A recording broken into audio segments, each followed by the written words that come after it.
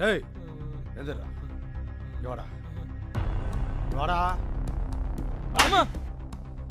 வாடா சார் வாடா sir sir sir sir sir sir sir ஏன்டா அந்த பொண்ணை எப்படி பண்ண ஆ